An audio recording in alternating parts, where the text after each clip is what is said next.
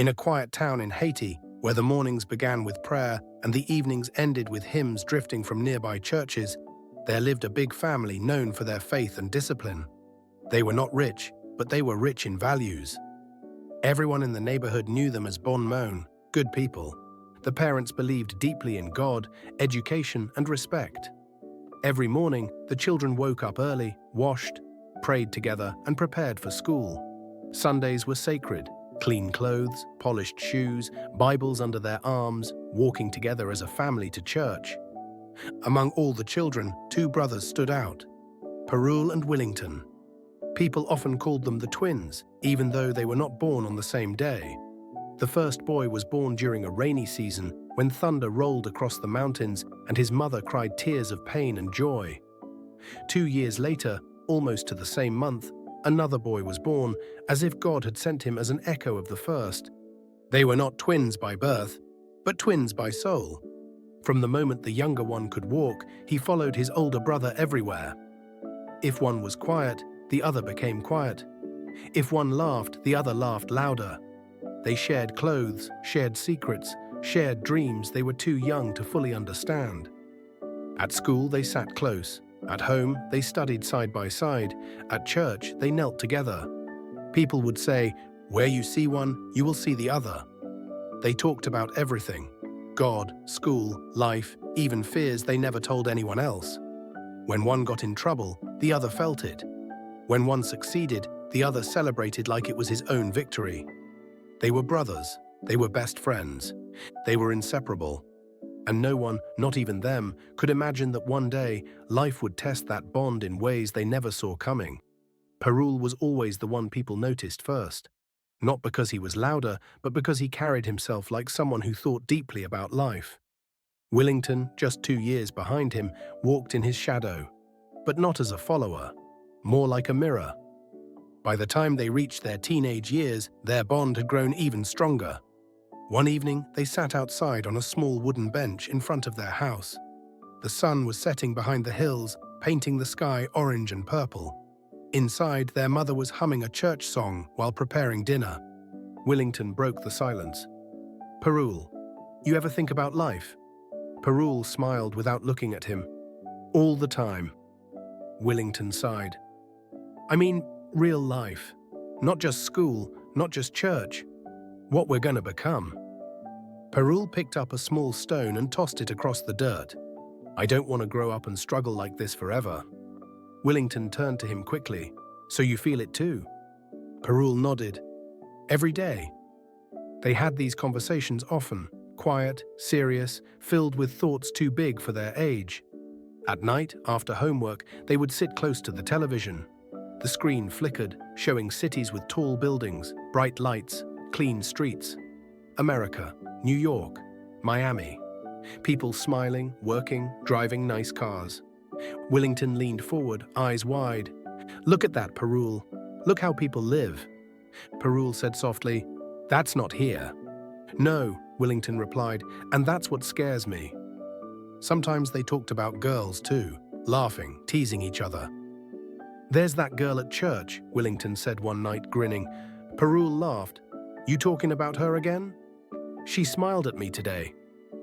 Perul shook his head. "You thinking about love already?" "Why not?" Willington said. "We're not kids anymore." Perul grew quiet. "Love is nice, but love don't feed you." That sentence stayed hanging between them. They dreamed big, but Haiti kept reminding them of limits. Teachers talked about education, pastors talked about faith, parents talked about patience, but the streets talked about survival. Every time electricity went out, every time food was short, every time they heard someone had left the country. Willington once whispered late at night, "If we stay here, what future we really got?" Perul didn't answer right away. Then he said, "I don't think God made us just to watch others live." From that moment, a quiet dream was born between them, not spoken loudly, not shared with everyone, but strong. A dream of leaving, a dream of the United States, a dream of something better. And they promised each other, without shaking hands, without saying amen. Where one goes, the other follows. Growing up didn't come gently. Love came first, and left just as fast. Willington fell hard for a girl from school. He talked about her like she was already his future. One afternoon, he came home quiet, eyes low. Parul noticed immediately.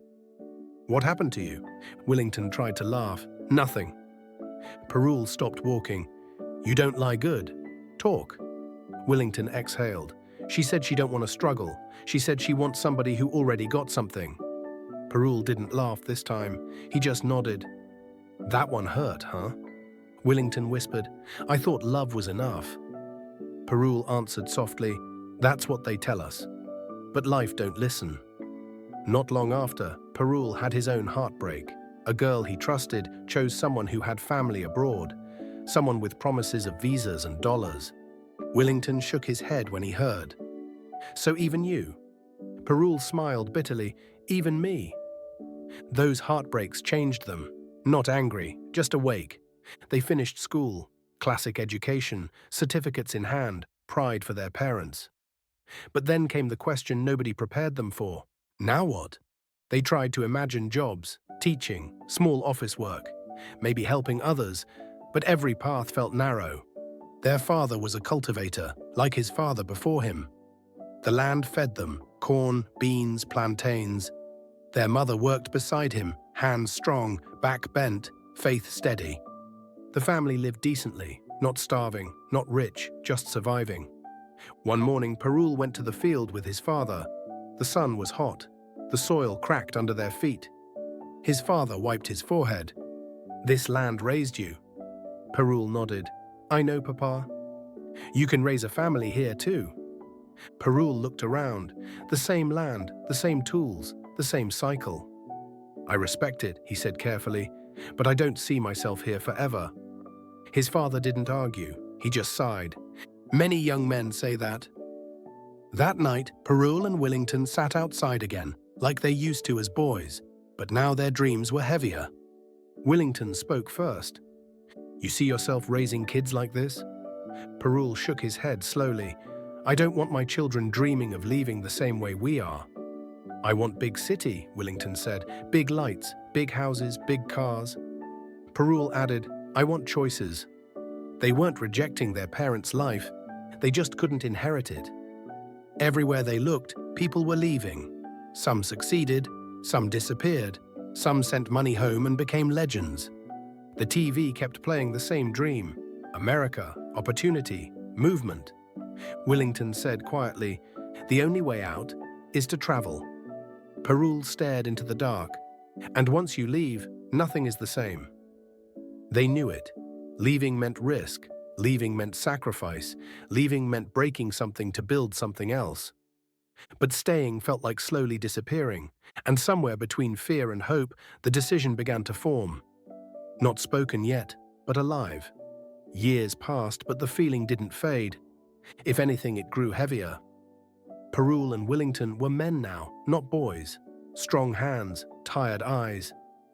Every morning they woke up knowing exactly what their day would look like, and that scared them more than hunger ever did. They worked the land with their parents, but their minds were never fully there. Willington would stop mid-work, looking toward the road. "You ever feel like your body here, but your life somewhere else?" Parul nodded. "Every day." They tried not to complain. Their parents worked hard. The land was honest, but honesty didn't equal opportunity. At night, the conversation always returned to the same place. "Visa," Willington said one evening, almost laughing. "Like that easy." Parul shook his head. "Visa is for people with money, or people with connections. And we got neither."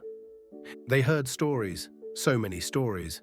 One person left through marriage, another through luck, another through something they didn't want to ask too many questions about. Some came back rich, some never came back at all. They went everywhere looking for answers, asking friends quietly, listening at markets, paying attention at church. Parul once asked a man, "How you do it?" The man looked around before answering. "Everybody got their own road."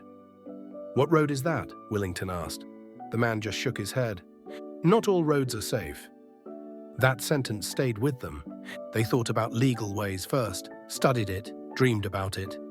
Then reality hit hard. Appointments cost money, Documents cost money, time cost money. Hope itself felt expensive. One night, Willington sat on the bed staring at the ceiling. "You think God hear us?"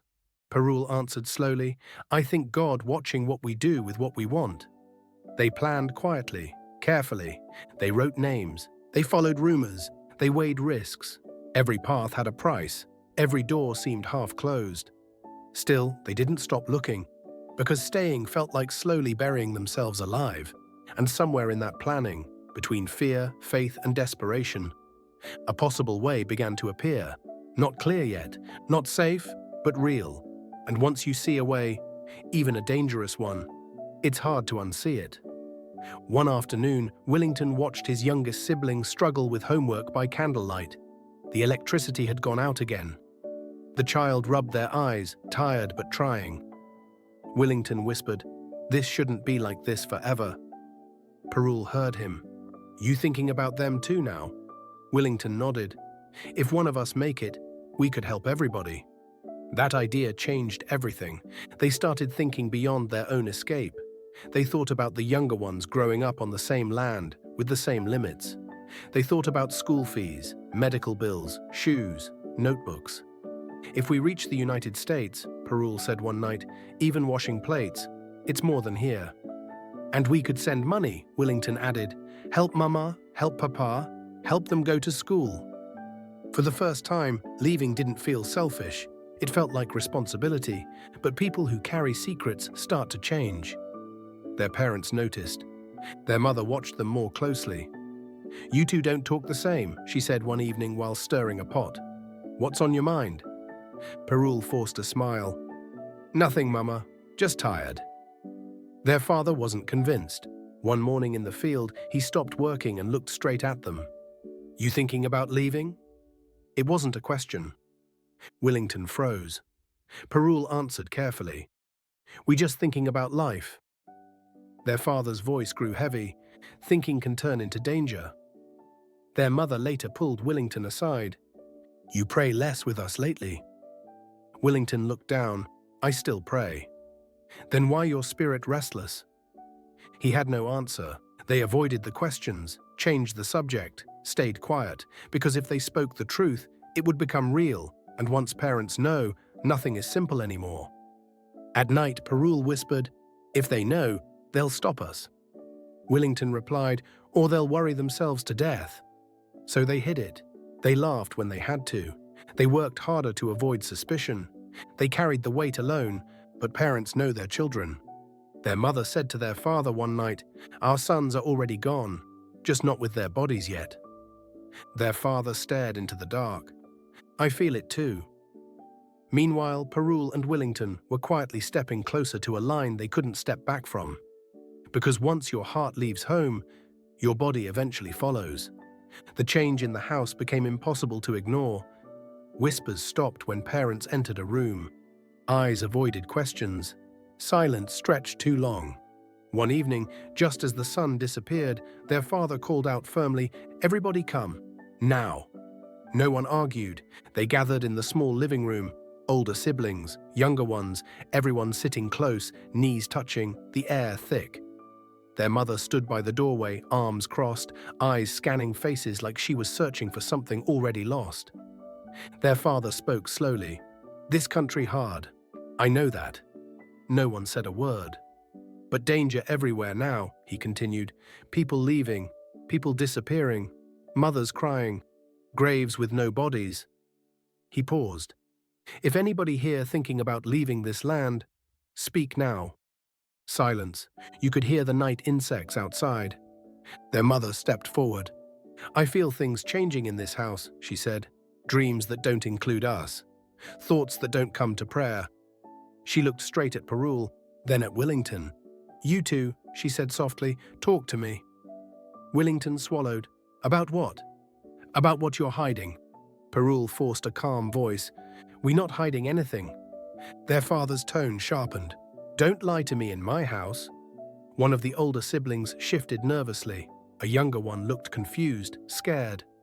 Their mother asked again, "Is anyone planning something? Is anyone talking to people outside? Is anyone thinking of dangerous roads?" Still silence. Then their father said something that made the room freeze. If anyone thinking of pulling Woodrow, or following Willington's steps, or leaving in secret, stop. The names landed heavy. Willington felt his chest tighten. Perul stared at the floor. Their mother whispered, almost pleading, "Come talk to us before you talk to strangers. Before superstition, before bad spirits, before false promises." She lowered her voice. "This world don't forgive young men who rush." Perul finally spoke. "We just trying to understand life." Their father answered sharply, "Life don't start somewhere else." Willington couldn't hold it anymore. "So we just stay and suffer?" The room gasped. Their mother rushed to him. "Suffer? Is that what you think this family gave you?" Willington's eyes filled. "I'm not blaming you, Mama. I'm scared." Their father raised his hand. "Fear makes men do stupid things." Then came the warning. "In this house," their father said, "we don't play with superstition. We don't follow rumors. We don't trust people who say Jerusalem like it's magic." Everyone understood what he meant. People who mixed religion with risky paths, promises wrapped in prayers. Their mother added, "If you feel lost, we pray together. We don't hide." Perul nodded slowly. "We hear you." But hearing wasn't the same as obeying. That night, after everyone went to sleep, Perul whispered, "They know." Willington replied, voice shaking, "They don't know everything." "And if they do?" Willington stared into the dark. "Then we'll never leave." Silence again. Outside, the road waited, and secrets once exposed to light don't disappear. They just learn how to hide better. The meeting ended, but it didn't change anything. If anything, it confirmed what Perul and Willington already knew. Their parents were afraid, and fear was not going to save them. That night, long after the house fell asleep, Willington whispered, "You know that meeting wasn't enough to stop us." Perul stared at the ceiling. "Our minds already left." They didn't argue anymore about if, only about how. Visa was a dead dream. They had tried to imagine it. Appointments, papers, money they didn't have. Every path led back to the same wall. "It's impossible," Willington said one evening. "Let's stop lying to ourselves." Perul nodded. "Visa is not for people like us." So they became careful. No more deep conversations in the house. No more questions at the table. More smiles, more silence. Their mother noticed the calm, but didn't trust it. Outside the house, they asked quietly, not "How do you leave?" but "You heard from him." Not "Who takes people?" but "Who made it?" Every answer came wrapped in warning. They go by sea. It's not safe. Some don't reach. Still, some did. One afternoon, Willington said under his breath, "They say there's a man. People trust him." Perul didn't look at him. People trust a lot of men until it's too late. "I know," Willington replied, "but what choice we got?" That question had no answer. They talked about danger openly, between themselves only. "The sea don't forgive mistakes," Perul said. "And smugglers don't love nobody," Willington added. They heard stories that kept them awake. Boats too full, nights too dark, promises too sweet. Still, they planned. Not loudly, not fast, together. "If we do this," Willington said, "we do it smart." "And quiet," Perul replied. "No more suspicion." They stopped changing their routines, worked harder in the field, prayed more at home, became the sons their parents expected, on the outside. Inside, the decision was already sealed. One night, Willington asked softly, "You scared?" Perul answered honestly, "Yes." "Then why are you still going?" Perul turned to him. "Because I'm more scared of staying." Silence followed, the kind of silence that means this is really happening. And somewhere beyond the hills, beyond the prayers, beyond the warnings, Miami existed like a distant light, not close, not safe, but calling. Stories started reaching them from every direction. Some were whispered with pride. "He made it. He working already. He send money home." Others came with silence afterward. "He left. That's all we know." They say he didn't return. Maybe he made it too. People rarely said the word died out loud. Willington once said, trying to convince himself, sometimes when people don't call, it's because they're busy building life. Perul looked at him knowing the lie, but choosing hope. Yeah, maybe. They told themselves not to think negative, because if they did, fear would win. Slowly, quietly, they began saving. Not big money, small sacrifices, skipping meals, selling little things, taking extra work without questions. Every coin felt like a step forward and a step away from home. They hid it well. Their parents saw nothing, no arguments, no rebellion, just two sons who seemed suddenly serious about life. One evening, a name was mentioned. Low voice, no witnesses. "That's him," someone said. "He takes people." Perul felt his chest tighten. Willington asked the question carefully. "People make it?" The man nodded slowly. "Some do." That was enough. The meeting was short, quiet. No promises, no comfort. The smuggler looked at them like men already halfway gone. "This life you want?" he asked. Perul answered for both of them. "We want a chance." Money exchanged hands that had worked the land since childhood, money saved over years of hunger and patience. When they walked away, Willington whispered, "So that's it?" Perul nodded. "All our life led to this." They didn't celebrate. They didn't smile. They just breathed differently. The appointment was set. A night, a boat, no family, no goodbyes. That night, Willington sat on the edge of his bed, shaking. "You think we're doing the right thing?" Perul sat beside him. "I don't know if it's right." "Then why go?" Perul's voice broke. "Because I want a life where I can breathe." They lay awake listening to the house. Their mother's breathing, their father's quiet movements, the walls that raised them. Leaving without telling anyone felt like tearing skin from bone, but telling them would have killed them slowly. And sometimes people risk everything, not because they are brave, but because staying hurts more. Outside, the night waited, and the sea waited too. Perul and Willington didn't sleep. That night, they lay in their beds, listening to the soft breathing of their parents and siblings. Every sound, the creak of the floor, the distant barking of dogs, the whisper of wind through the trees, felt louder than it should.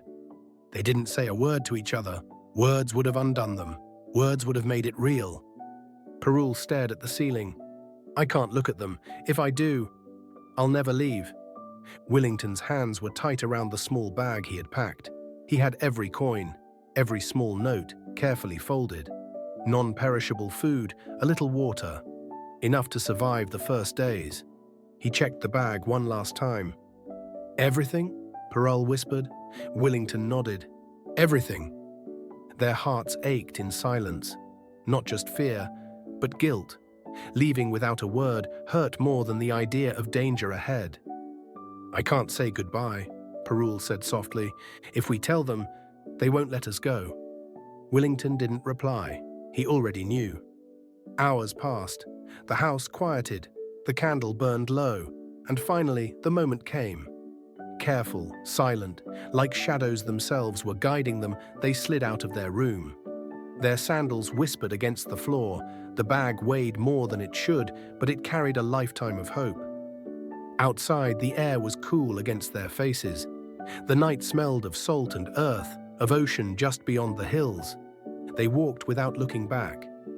Every step carried both fear and determination. Every heartbeat whispered, "This is it."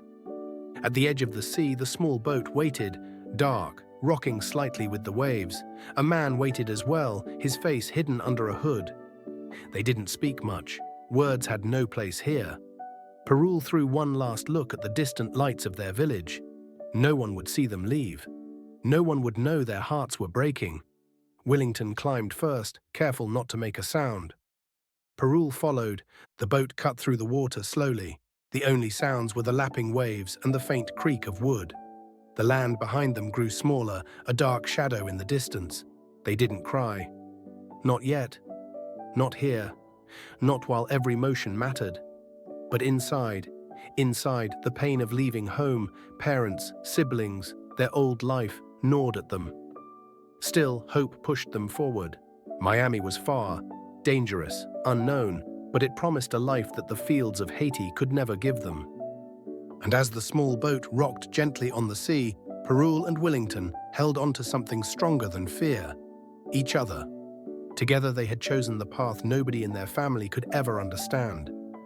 Together they were leaving everything behind to chase a dream they had carried since childhood. At first, the journey felt almost peaceful. The sea was calm, dark, endless. The boat moved steadily, cutting through the water like it knew where it was going. Some people whispered prayers, others sat silent, holding their bags, holding their breath, holding hope. Willington leaned close to Parul. "We really doing this?" he whispered. Parul nodded. "We're already gone." For a moment it felt like maybe, just maybe, they would make it. Then the sea changed. The wind rose without warning. Waves slapped the side of the boat harder, faster. The sky darkened like someone had closed a door above them. Someone shouted, "Something wrong." Another voice screamed, "Hold on!" The boat rocked violently. Rain fell like stones. Thunder cracked the sky open. The sea turned angry, wild, unforgiving. The boat tilted. People screamed. And then it flipped. Cold water swallowed everything. The world became noise and chaos, arms thrashing, bodies colliding, screams cutting through the storm. Everyone fought for air. Everyone fought for life. Parul surfaced, gasping. His heart pounded, but his body knew what to do. He had swum since childhood. The sea terrified him, but he could move in it. "Swim," someone shouted. "Save yourself." Parul turned his head wildly. "Willington!" he screamed. "Willington!" No answer. He swam harder, fighting waves, fighting fear. Then he heard it. "Parul!" The voice was weak, broken. I can't swim," Willington cried. "Please, don't let me die." Parul reached him just in time. Willington's eyes were wide with terror, his arms flailing. "I got you," Parul said, breathing hard. "I got you." He tried to pull Willington onto his back, like he had learned as a boy. Tried to calm him. "Listen to me," Parul said. "Relax, I'll take you." But fear doesn't listen. Willington panicked. His grip tightened. His arms wrapped around Parul's neck, not to hurt him, but to survive. They went under. Parul fought the water, fought the grip, fought the weight of his brother's fear. Salt burned his lungs. Darkness closed in. He broke the surface once more. "Willington," he coughed, "let go." But Willington was drowning, and drowning people don't think, they cling. The sea pulled them down again. In that final moment, Parul stopped fighting his brother. He held him instead. "I'm here," he thought. "I won't leave you." The storm raged above. The sea swallowed their cries. And just like they had lived, together, they left this world the same way. Two brothers, one bond, one fate. The ocean grew quiet again, and somewhere far away, in a house that would never hear their footsteps return, two parents slept, unaware that their sons had crossed a journey no road could bring them back from. The sun rose over the hills, golden and quiet, but the house felt heavy, too heavy. Their mother moved around, humming softly as usual, but something in the air made her pause. Plates were still on the table, beds unmade, silence where there should have been footsteps and chatter. She called softly, "Parul? Willington?" No answer. She went to the older siblings. "Have you seen them?" "No, Mama," one replied, voice uncertain. "Maybe they went to the market." Their father frowned. Something in his chest tightened. "At this hour? They always tell us."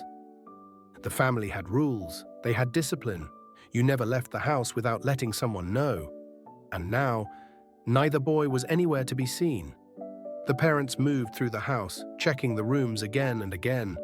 Bags were still there, shoes neatly placed. But something felt missing, something more than just the boys. They went outside, scanning the road, empty, quiet, too quiet. "Maybe they went to help someone," their mother whispered, but even she didn't believe it. Neighbors noticed the worry. Questions began. "Have you seen the boys?" "Parul and Willington?" someone asked. "No. Wait.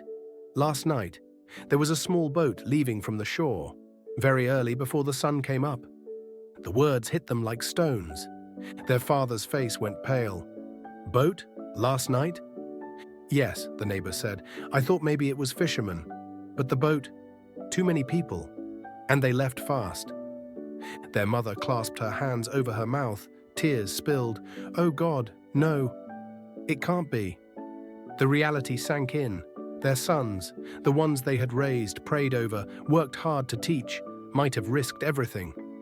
Panic grew, sobs echoed through the house, knees hit the dirt, hands clasped in frantic prayer. "God, help them! Protect them!" their mother cried. "Please, my sons!" Their father's voice was hoarse. "How? How could they leave? They never disobey like this." No one had answers, only fear, only the terrible possibility that something had gone terribly wrong. Neighbors gathered, whispers grew. They might be on the sea, trying to go to Miami. The words sounded impossible, unreal.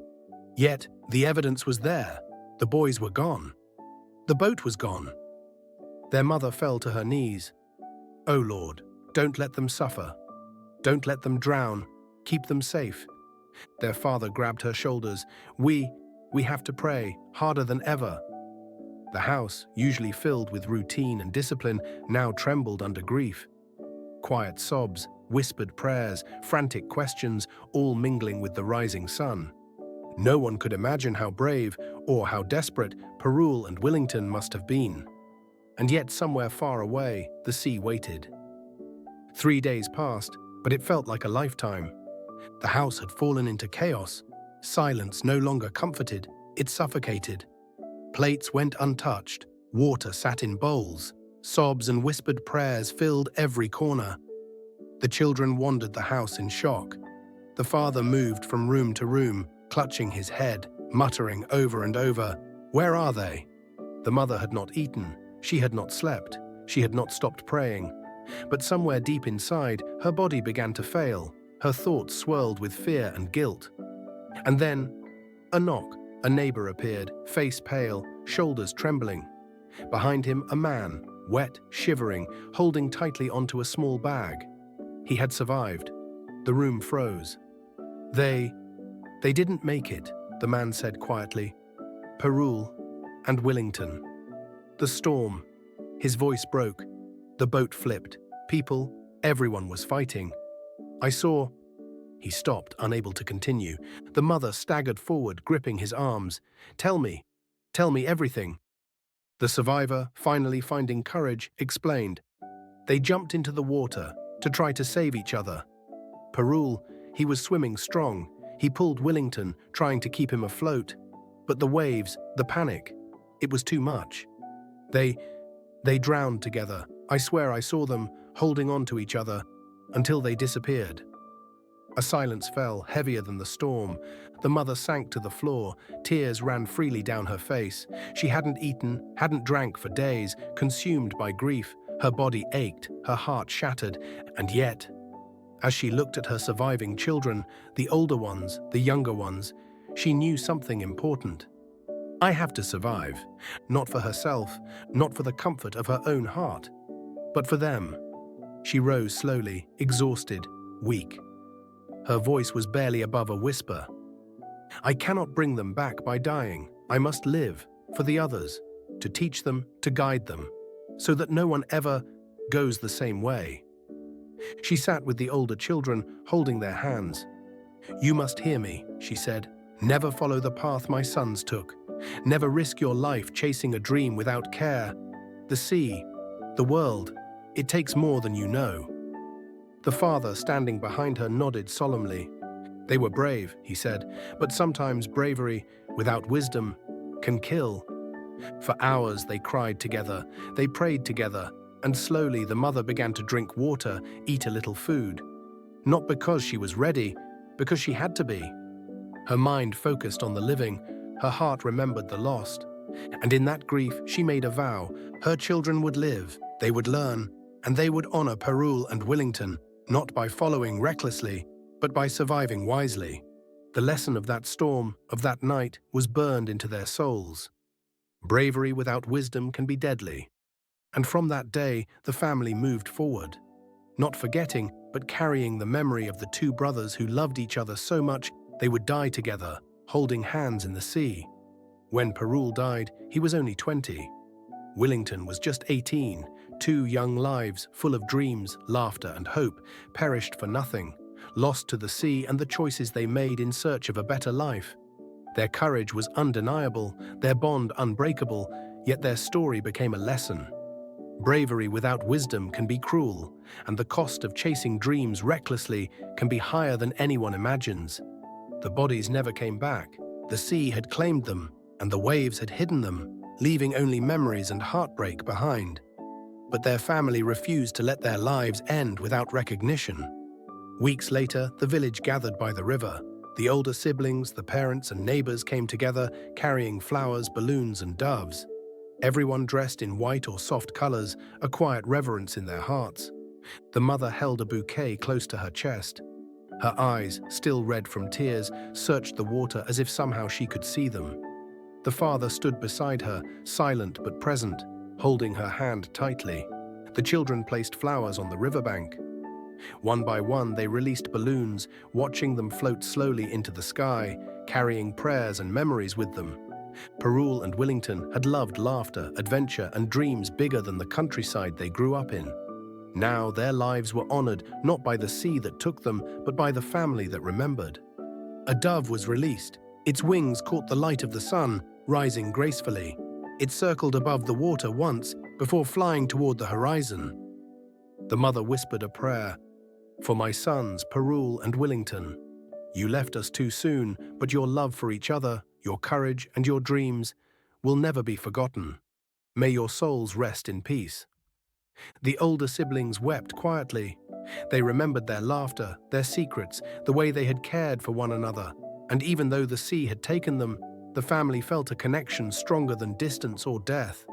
One balloon drifted farther than the others, disappearing into the endless blue. The mother smiled faintly through her tears. "They're flying free now," she said, "together just like in life." The villagers stayed quietly, giving the family space to mourn, to honor, and to remember. And in that moment, the loss was softened by the love and memory of two brothers who had lived, loved, and dreamed with everything they had. From that day on, every time the river sparkled in the sunlight, the family would remember. Not just the sadness of losing them, but the beauty of their courage, the bond they shared, and the lesson they had left behind. Final message. Parul and Willington loved each other more than life itself, and their courage was unmatched. But the sea reminded them, and us, that bravery alone is never enough. Life is precious, and the people we love are even more so. Dream big, yes, but dream wisely.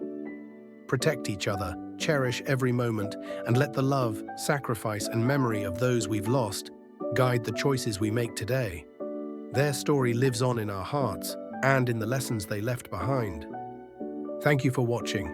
This is a true story about Parul and Willington, two brothers who lived side by side and left this world together. This story is shared in their memory to honor who they were, the bond they shared, and everything they stood for. May their lives never be forgotten.